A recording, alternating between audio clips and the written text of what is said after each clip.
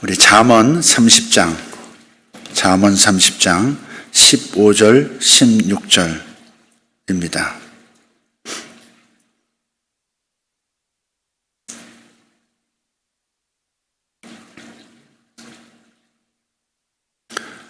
같이 봉독합니다. 거머리에게는 두 딸이 있어 다오다오 하느니라. 족한 줄을 알지 못하여 족하다 하지 아니하는 것 서넛이 있나니 곧 수월과 아이 베지 못하는 태와 물로 채울 수 없는 땅과 족하다 하지 아니하는 불이니라. 아멘. 아멘.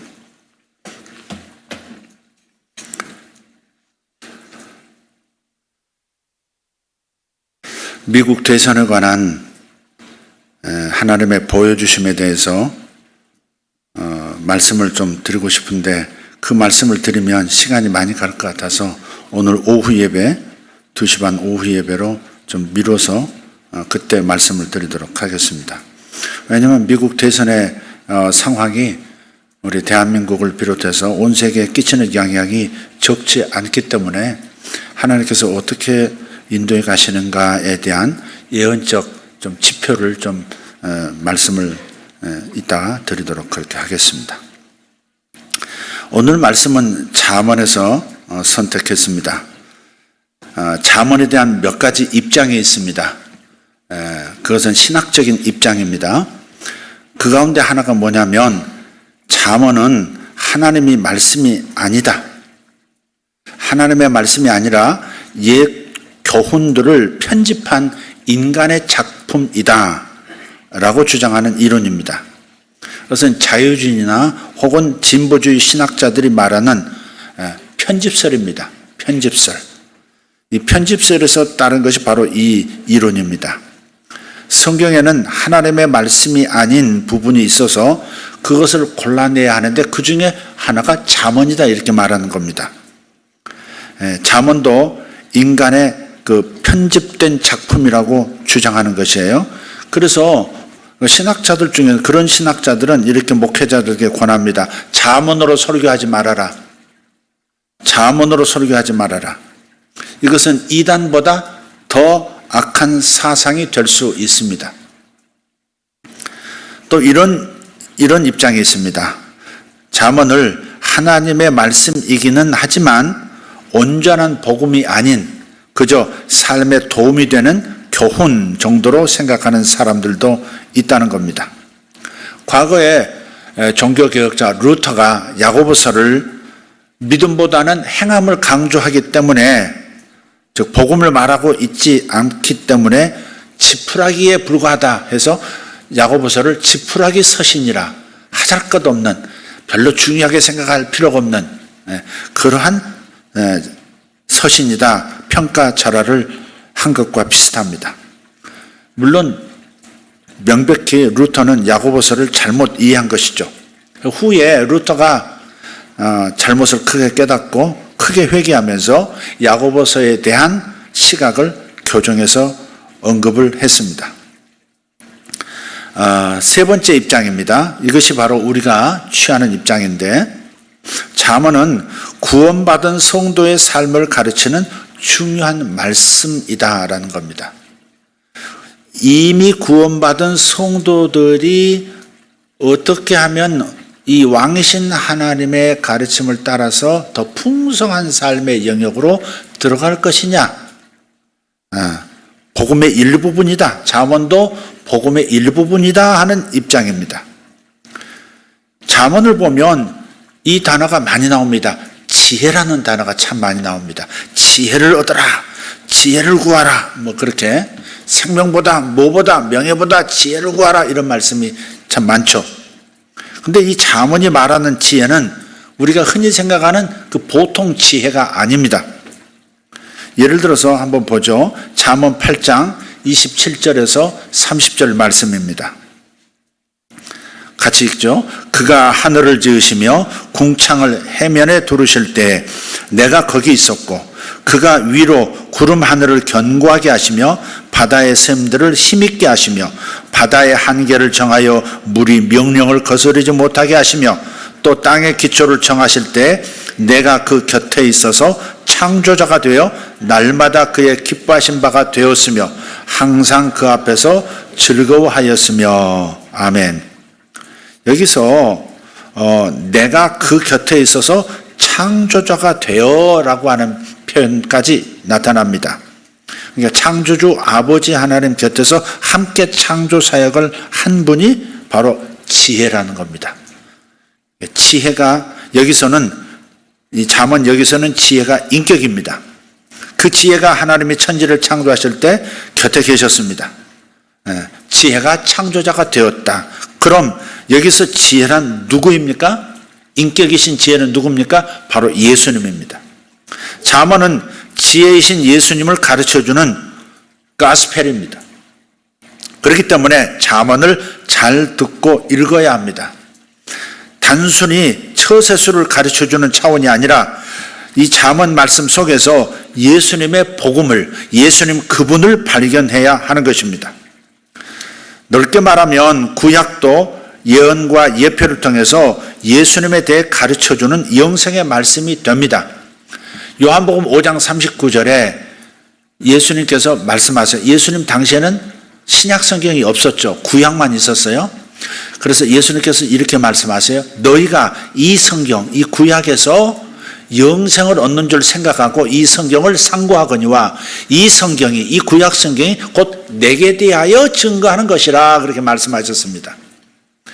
그래서 구약도, 구약 중에서도 잠언도 바로 예수님을, 복음이신 예수님을 말하고 있다 하는 것입니다. 때문에 잠언을 처세술을 위한 책이 아니라 왕의 복음으로 읽어야 하는 것입니다. 여러분은 이제부터 잠언의 내용을 믿어서 생명을 더욱 풍성히 얻기를 예수 이름으로 축복합니다. 애굽의 노예 생활에서 해방돼서 출애굽하는 것이 구원입니까? 아니면 가나안 땅에 들어가는 것이 구원입니까? 온전한 구원을 위해서 두 개가 사실 합해져야 합니다. 애굽의 노예 상태에서 해방되는 것은 구원의 시작이고 가나안에 들어가는 것은 구원의 완성이 되겠습니다. 구원에는 반드시 이 두 가지가 다 필요합니다. 무엇으로부터의 구원, 그리고 무엇을 향하는 구원, 이 두 가지. 우리의 구원은 확실히 죄와 멸망으로부터 구원입니다. 그러나 거기서 끝나면 안 되죠. 하나님 나라를 현실 속에서 경험하는 구원을 이루어야 하는 겁니다. 복음은 무엇입니까? 복음은 계속 십자가만 말하는 것입니까? 여지껏 한 말에 비추어보면 아닙니다. 그렇지 않습니다. 우리 히브리서 6장 1절 2절을 보겠습니다.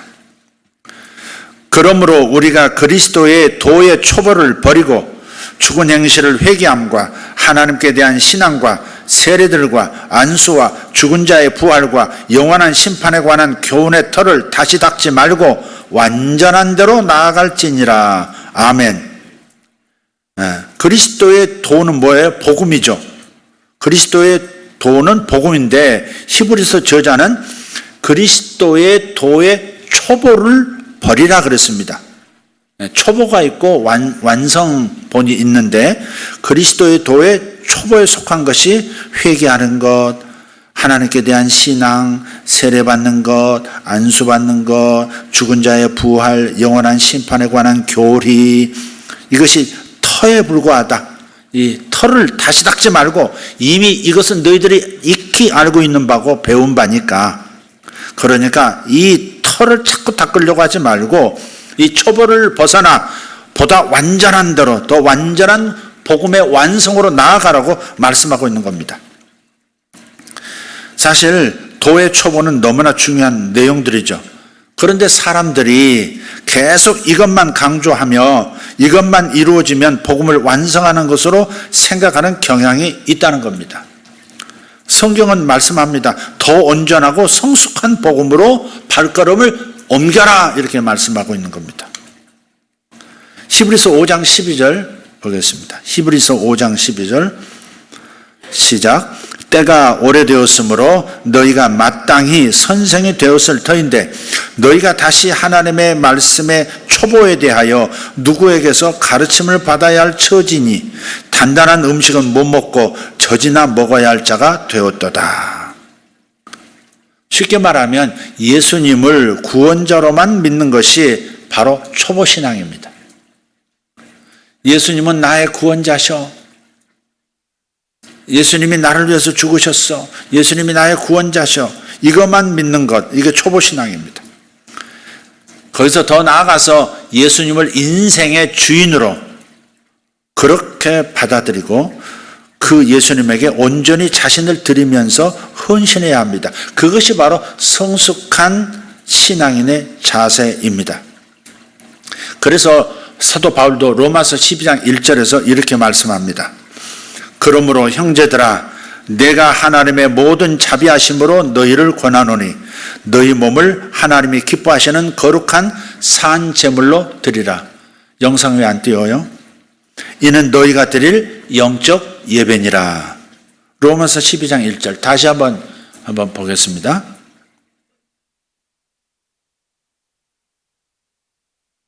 제가 한번 읽죠. 다시 읽겠습니다. 그러므로 형제들아 그러므로 예수세계 교회 형제 자매들아 내가 하나님의 모든 자비하심으로 너희를 권한다. 너희 몸을 하나님이 기뻐하시는 거룩한 산제물로 드려라. 이는 너희가 드릴 영적 예배니라. 아멘. 우리 몸을 거룩한 산제물로 우리 삶을 산제물로 드리는 단계까지 나아가야 한다는 겁니다. 우리는 예수님을 만왕의 왕으로 믿고 순종하면서 주님께서 각자에게 주신 사명을 이루며 살아야 합니다. 잠언은 이런 겁니다. 하나님 나라의 왕을 예표하는 사람이 솔로몬 왕입니다. 이 하나님 나라 왕을 예표하는 솔로몬 왕이 그의 자녀인 왕자들에게 교훈하는 형식으로 쓰인 내용이 바로 잠언입니다. 구원을 받았을 때 하나님 나라의 왕자와 공주로 거듭난 우리들을 가르치기 위한 것이 잠언이에요. 하나님께서 잠언을 우리에게 주신 것, 그것은 인간을 만들 때, 하나님께서 인간을 지으실 때 본래 디자인했던 사랑, 기쁨, 왕의 권세, 번성, 부요 이런 것들이 다 회복이 되어서 하나님의 복을 풍성히 누리면서 또 나눠주는 복의 근원으로 살게 하기 위함입니다. 그것이 잠언의 목적입니다. 거듭난 하나님 나라의 왕자들이 하나님께서 본래 주시고자 했던 사랑으로 넘치고 기쁨이 넘치고 왕적인 권세를 사용할 줄 알고 그리고 하는 일마다 번성하고 부유하게 되는 이 능력이 회복되어서 하나님 주시는 복을 풍성히 누릴 뿐만 아니라 그 복을 나눠주는 복의 근원으로서 살게 하는 것, 그것이 바로 잠언의 목적이다. 전달됐습니까? 그렇기 때문에 우리는 잠언을 통해서 왕이신 예수님을 만나야 합니다. 예수님은 나의 구세주인 것 맞습니다. 너무너무 중요한 기초입니다. 이것 없이 그 다음은 없습니다. 초보 없이 완성 없습니다. 예수님은 나의 구세주 맞습니다. 그러나 또한 예수님은 나의 주인이시고 나에게 명령하실 수 있는 왕이시라고 하는 것을 믿으시기를 바랍니다. 할렐루야. 그래서 예수님을 구세주로만 영접하지 말고 주인으로, 주 예수 그리스도 퀴리오스 주인으로 모셔야 하고 왕으로 모셔야 하는 겁니다. 나의 명령권자, 내 인생의 주인, 내 삶의 모든 것 분야의 주인이신 분이 바로 그분이시다. 이제 본문으로 좀 돌아오겠습니다. 15절입니다. 잠언 30장 15절. 거머리에게는 두 딸이 있어 다오 하느니라. 족한 줄을 알지 못하여 족하다 아니하는 것 서너시 나니. 그래서 이게 무슨 말입니까? 도대체 성경에 거머리가 왜 나오는 겁니까? 성경은 거머리에서부터 시작해서 하늘의 천사까지 나옵니다. 그것은 하나님의 자녀들에게 남의 피를 빨아먹고도 배부른 줄, 감사할 줄 모르는 거머리 같은 존재가 되지 말아야 한다. 이 점을 알려주기 위한 것입니다. 그래서 거머리를 등장시킨 겁니다. 남의 피를 빨아먹으며 사는 거머리는 특징이 있습니다. 자기만 알고 자기만 위해 사는 세상과 육신의 정욕에 속한 사람을 상징합니다. 이렇게 보면 물에 가까이 민물에 보면 이렇게 뭐랄까요? 죽은 풀잎 줄기 같이 이렇게 가느다랗고 약간 죽은 이렇게 뭐랄까 이렇게 좀 거뭇거뭇한 이렇게 가느다란 실처럼 혹은 굵은 선처럼 보이는 게 거머리입니다. 거기에 이렇게 실지렁이 같은 게 이렇게 다가와서 사람 피부에 탁, 동물의 이렇게 표면에 딱 닿으면 그때부터 피를 빨기 시작하죠. 나중에는 이렇게 큰 뭉뚱한 손가락만큼 커지기도 합니다. 원래 여러분 성경 보시면 그런 게 나와요. 거머리, 알루카, 이게 히브리 말로 알루카인데 원뜻은 빨다 그런 뜻입니다. 알루카의 원뜻 빨다.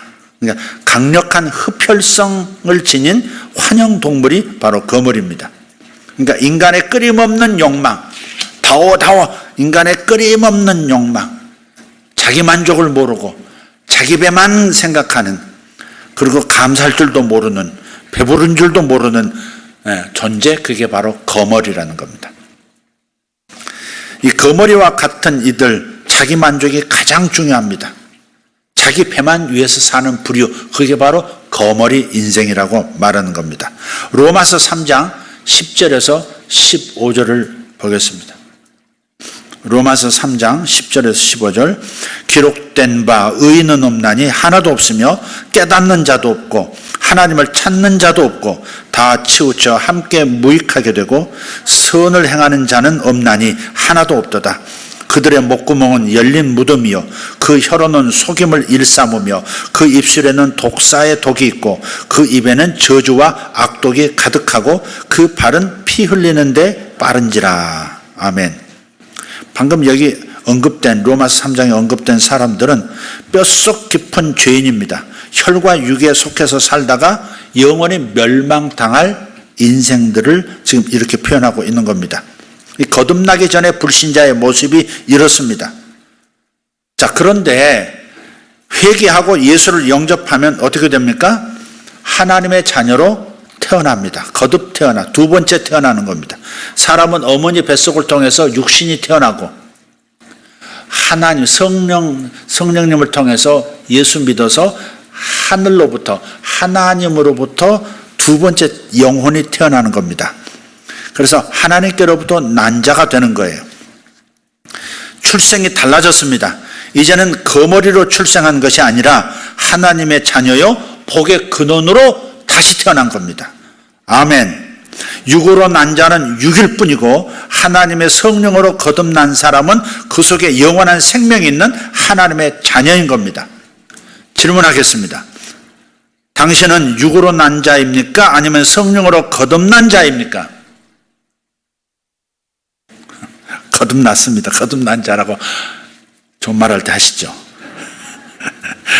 당신은 거머리입니까? 아니면 복의 근원입니까? 아멘. 출생이 달라진 거 맞죠? 예, 그래요. 나의 출신 성분이 달라졌어요.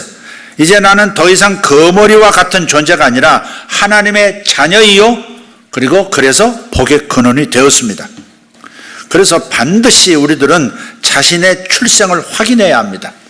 나는 거머리가 아니다. 나는 복의 근원이다. 하나님 주신 복을 누릴 뿐 아니라 나누는 사람이다. 왜? 내가 하나님의 자녀로 다시 태어났기 때문에 그렇다.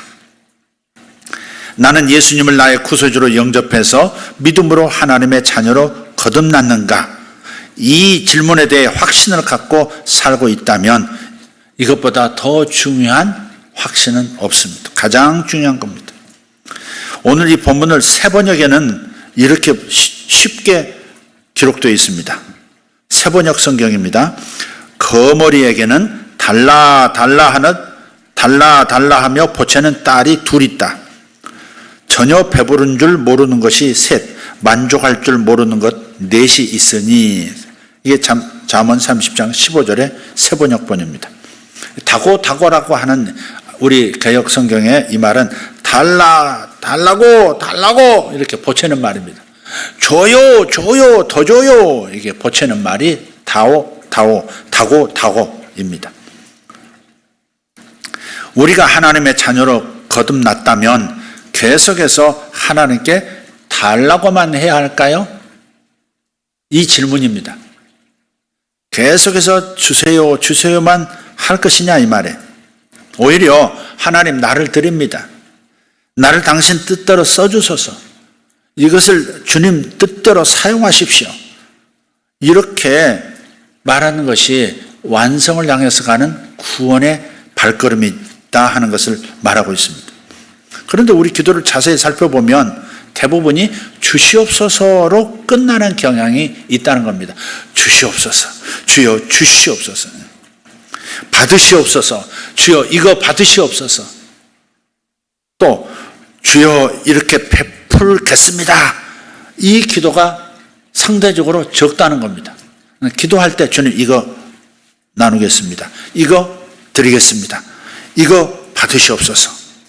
믿기는 하지만 여전히 어린애같이 미성숙한 신앙의 초보 단계에 머물고 있는 사람들이 많다는 것이 현실인 것은 부정할 수가 없어요. 말로는 거듭났다고 하는데 전도합시다, 열심을 냅시다, 기도합시다, 더 모입시다 그러면 부담을 느끼면서 쑥 움츠러드는 겁니다. 제발 조용히 믿게 해달라고 말을 해요. 조용히 좀 믿읍시다 목사님. 아유, 좀 조용히 좀 믿읍시다. 건드리지 말아주세요. 조용히 신앙생활하고 싶습니다. 그렇게 말은 그렇게 하지 않지만 그런 표정이 있을 때가 있어요.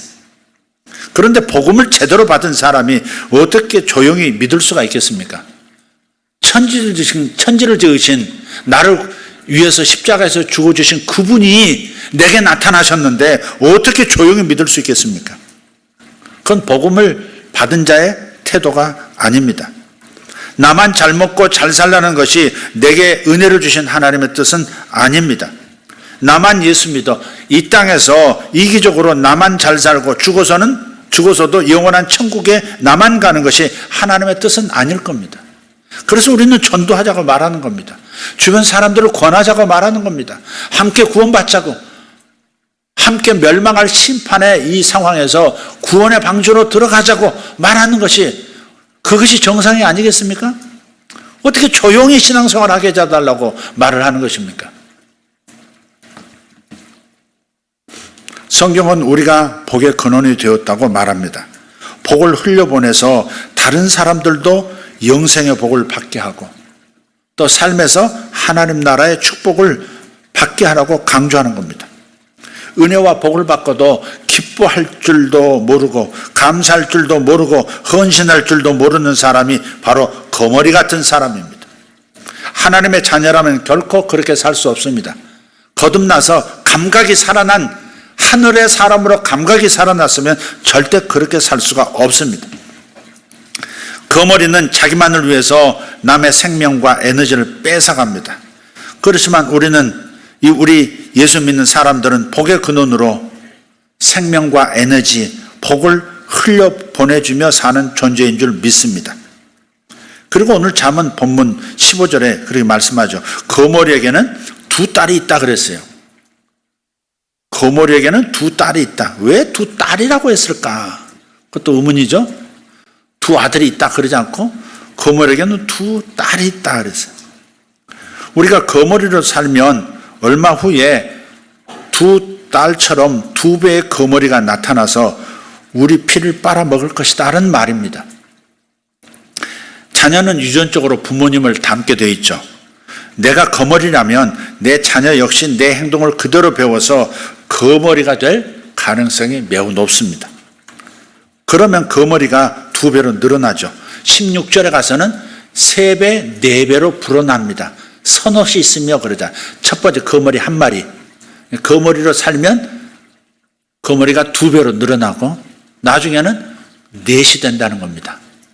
수월은 뭐냐면 16절에 수월은 음부라는 뜻입니다. 죽은 영혼이 가는 곳이 음부입니다. 음부. 그런데 음부는 인류가 죽고 5번, 100번 죽어도 다 수용할 수 있는 영역입니다. 그래서 음부라고 하면 죽은 자를 다 받아주는 곳이에요. 그게 음부예요. 또 아이 배지 못하는 태 그랬어요. 아기를 갖고 싶은데 아기를 못 가지면 계속해서 갖고 싶다. 끊임없는 욕구가 있죠. 또 땅을 채우지 못하는 물이라 그랬습니다. 아무리 채워도 이 산이 있고 그 산보다 더 높은 또 산이 있고 다 채우자면 노아 홍수 하나님께서 하신 그때 외에는 다시 이 땅을 채울 물은 없습니다. 그래서 땅을 다 채우지 못한 물로 채울 수 없는 땅, 그게 거머리 같은 상황인 거죠. 계속 다오 물 더 줘 아직 덜 찼어 한다는 거죠. 또 그 다음 만족을 모르는 불길이라는 겁니다. 불은 무엇이든지 태울 것만 있으면 계속해서 끊어지지 않는 것, 계속해서 타오르는 것이 바로 불이죠. 그래서 하나에서 둘로, 둘에서 넷으로 불어나는 겁니다. 예나 지금이나 딸이 달라고 하면 안 줄 수가 없습니다. 그래서 거머리가 두 딸이 있다 그런 거예요, 지금. 딸이 달라고 하면 안 줄 수가 없어요. 딸은 허가받은 도둑이라 그러잖아요. 이 딸들, 허가받은 도둑들 계속해서 엄마, 아빠가 안 줄 수가 없다는 거예요. 네. 밑바닥까지 다 드러난다는 겁니다.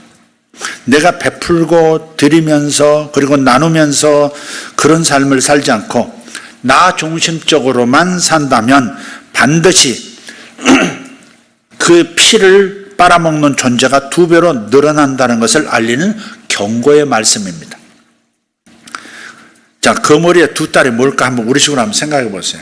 갑자기 생기는 사고, 내 피를 빨아먹어가죠.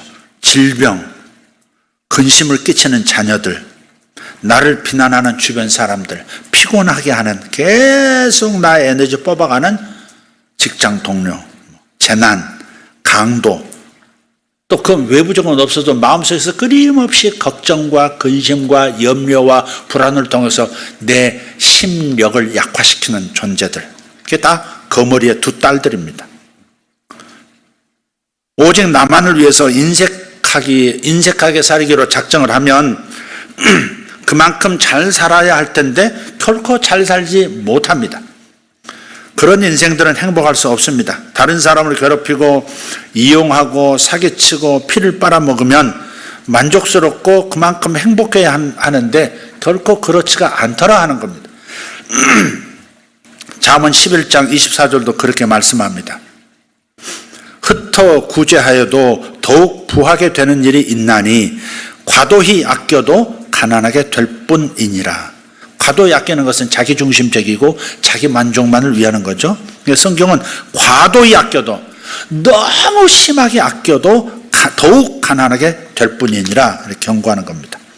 그래서 우리는 하나님의 자녀답게, 복을 받은 자답게, 복을 누리며 사는 자답게 과감하게 드리며 나눠주며 넘치는 은혜로 살아야 하는 겁니다. 흩어서 구제하여도 더욱 부하게 된대요. 흩었는데, 나눠줘버렸는데, 내 창고를 비웠는데 더 부해진다는 겁니다. 이게 하나님 나라의 삶의 능력입니다. 하나님의 자녀는 이 복을 받은 사람들인 줄 믿습니다. 예수님은 나의 구세주고 나의 주인이시고 나의 왕이십니다. 내가 가진 모든 것 다 주님이 잠시 맡겨주신 것이죠. 우리는 이 말을 자주 합니다. 다 주님이 맡겨주신 거라고. 우리는 정직일 뿐이라고. 주님의 뜻대로 잘 사용하라고, 생명 살리는 일에 사용하라고 그렇게 말을 합니다. 그러나 실제 그렇게 살고 있느냐 하는 질문을 자신의 양심을 빌어서 살펴볼 필요가 있는 겁니다.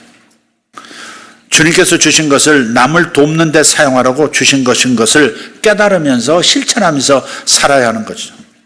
그래서 감사, 기쁨, 나눔이 없는 거머리 신자 되지 않아야 합니다. 감사, 기쁨, 그리고 나눔이 없는 거머리 신자. 기쁨이 있어야 되거든요. 와, 하나님 이것도 주셨네. 하나님 이것도 나를 챙겨주셨네. 하나님께서 오늘 또 복을 주셨네. 하나님께서 여기까지 오게 해주셨네. 그러면 기쁨이 있잖아요. 그 기쁨과 함께 하나님께 감사합니다. 감사합니다. 나에게 도움을 준 이에게 감사합니다. 내가 여기까지 있게 된 거, 어떤 이 미국 하버드 졸업생 중에서 한국인 청년이 연설을 하더라고요. 마지막 졸업 연설을 하는데 자기 아버지는 그 셰프라, 저 음식점에서 주방에서 일을 하신대요. 어머니는 뭘 하신다든가, 어머니는 청소하신다든가 그래요. 자기가 여기 있는 것은 어머니 에너지로, 아버지 에너지로 여기까지 왔다는 거예요. 그러니까 내가 나된 것은 내 공로가 아니라는 거죠. 아버지, 어머니의 그 사랑에 나를 여기까지 있게 했다. 근데 아버지, 어머니만이냐? 그렇지 않다는 거죠. 이 도시가 나를 여기 있게 했고, 이 학교가 나를 여기에 있게 했고, 교수님이 나를 여기에 있도록 당신의 에너지를 쏟으셨고, 이 교정을 아름답게 가꾼 정원사들, 이 대학의 정원사들, 청소하시는 분들, 그런 분들이 나에게 은혜를 주었다는 거죠. 따라서 우리는 어떻게 살아야 되는가? 이제 나를 위해서 산다 하는 그 목적을 가질 것이 아니라 이제 나도 남을 위해서 나를 나누면서 살아야 되지 않겠는가 하는 도전의 연설을 하는 걸 봤습니다. 하나님이 없는 사람도 그렇게 생각하는 것이 정상이죠. 우리가 주 예수 이름으로 주님의 은혜로 구원을 받았고 하나님 나라를 경험해 살고 있어요. 그럼 우리는 감사와 기쁨이 넘쳐야 하는 것이고 나눔이 있는 거머리 신자 아닌 하나님 자녀로 살아야 하는 것 마땅한 줄 믿습니다. 어떤 사람이 거머리처럼 다른 사람의 피를 빨아먹으면서 악랄하고 인색하게 살았습니다. 나중에 그에게 태어난 두 딸이 있었는데 이 두 딸은 더 지독한 거머리가 되어서 부모의 등골을 모두 빼먹었다는 이야기가 솔로몬 왕 당시에 회자되는 거리에서 회자되는 얘기였던 것이죠. 구전으로 실제로 전해졌다고 해요. 거기서 나온 본문이 오늘 말씀입니다. 하나님은 그런 신뢰를 들면서 구원받은 믿음의 자녀들에게 영적인 교훈을 주시는 겁니다. 거머리는 제 손으로 하는 일이 아무것도 없습니다. 누군가가 도와주기만을 바라고 다른 사람들을 이용하려고만 합니다. 예수를 주인으로 모시고 믿음으로 산다면 이런 거머리 같은 신자 되지 말고 열심히 일해서 남을 도와주는 자가 되어야 하느니라 하는 말씀이 오늘 말씀이라는 것. 그저 어린아이처럼 주세요, 주세요만 하지 말고 하나님의 영광을 위해서 드립니다, 나누겠습니다, 베풀겠습니다. 이렇게 하나님의 영광을 위해서 헌신해야 하는 겁니다. 그런 자들에게 하늘의 복이 계속 임하지 않겠습니까? 동의하십니까? 이것이 잠언이 주는 교훈입니다. 1880년대에 미국 메릴랜드에서 사는 한 청년이 있습니다. 아주 가난한 청년이었는데 가정마다 방문해서 물건을 팔아 생계를 유지하는 청년이었습니다. 매일 온종일 방문 판매를 다니기 때문에 저녁에는 거의 쓰러질 정도가 됩니다. 어느 날 저녁에도 일을 하다가 허기가 졌지만 호주머니를 뒤져보니까 수중에 10센트 동전 하나밖에 없는 거예요. 그 10센트 가지고는 뭘 사 먹을 수가 없습니다. 그래서 이런 생각을 하게 돼요. 다음 집에 가면 먹을 것을 좀 달라고 해야지. 얼마나 배고프면 그렇겠어요. 다음 집 두드리면 먹을 것 좀 주세요. 이래야지. 그렇게 생각하면서 어느 집 현관문을 두드렸는데 소녀가 하나 나왔어요. 소녀 앞에서 이 부끄러움 많은 청년이 배고프다는 말은 차마 못하고 물 한 잔 주실 수 있겠습니까? 그런 걸. 물 한 잔 근데 소녀가 보니까 얼굴이 퀭해가지고 눈 쏙 들어가고 금식 한 3일 한 사람처럼 보이는 거예요. 그래서 이 사람이 참 배고픈가 보다 그렇게 생각하고 들어가서 큰 컵에다가 아주 대형 컵에다가 우유를 가득 담아가지고 갖다 준 거예요. 이 젊은이가 그 우유를 단숨에 마시면서 야, 이런 형제가 있나. 온몸에 힘이 막 넘치는 것 같아요. 다 마신 다음에 그 컵을 건네주면서 우유값으로 얼마 드리면 될까요? 이렇게 물었습니다. 그랬더니 소녀가 하는 말이 우리 엄마는 남에게 친절을 베풀면서 돈을 받지 말라고 하셨어요. 괜찮아요? 그러면서 들어가는 겁니다. 이 청년이 그 말에 큰 감동을 받았답니다. 이 청년이 그동안 학비를 마련하기 힘들어서 공부까지 포기하려고 했었는데 그날 우유 한 잔을 마시면서 그 소녀의 그 말 한마디에 큰 감동을 받고 자신감을 다시 회복한 겁니다. 10년 지났습니다. 어른이 된 소녀가 큰 병이 걸렸습니다. 그 도시의 병원에서는 고칠 수 없는 중한 병이었기 때문에 큰 도시에서 전문의를 모셔와야 했고, 근데 그 전문의로 모셔온 사람의 이름이 뭐냐면 하워드 켈리라고 하는 의사인데, 그 소녀에게 우유 한 잔을 얻어 마셨던 바로 그 청년이었던 거예요. 이 켈리 박사가 단번에 그 소녀를 알아봤습니다. 그때 그날 밤에 나에게 우유 한 컵을 주어서 내 인생에 용기를 주었던 그 소녀지. 그래서 모든 정성, 의약품 다 동원하고 의료기술 동원해서 그 소녀를 치료했습니다. 이 켈리 박사의 정성 어린 치료 덕분에 극적으로 건강을 되찾았습니다. 죽음의 문턱에서 살아난 이 여인이 퇴원을 위해서 진료비 청구서를 받았는데, 치료비용이 엄청날 것을 염려해서 겨우 덜덜 떨리는 손으로 받았는데, 놀랍게도 청구서에 이렇게 적혀 있는 거예요. 우유 한 잔으로 다 지불되었음. 우유 한 잔으로 다 지불되었음. 그 청년이 누구냐면 바로 존스 홉킨스 대학 병원을 설립한 하워드 켈리 박사였다는, 그러니까 이 실화인 거죠. 아낌없이 주는 자가 되기를 바라는 것이 우리 아버지 하나님의 기대인 것 같습니다.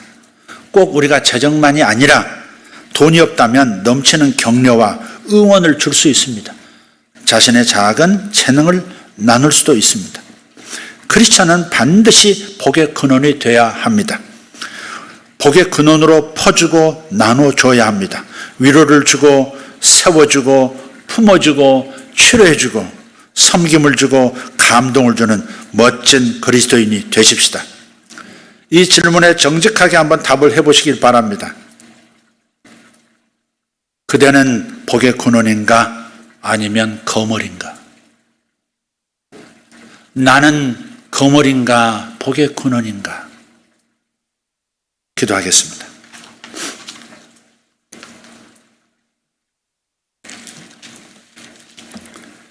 들으신 말씀 기억하면서 질문에 대한 답을 하시면서 오늘의 시간 잠깐 기도하도록 하겠습니다. 하나님 감사합니다. 하나님 감사합니다. 거물에게는 두 딸이 있어 다오다오 하느니라. 족한 줄을 알지 못하여 족하다 하지 아니하는 것 서너시 나니, 곧 수월과 아이 베지 못하는 태와 물로 채울 수 없는 땅과 족하다 아니하는 풀이니라. 주님, 우리를 복의 근원으로 불러주신 주님, 나를 복의 근원처럼 살게 하려 하시는, 기대하시는 주님 감사합니다.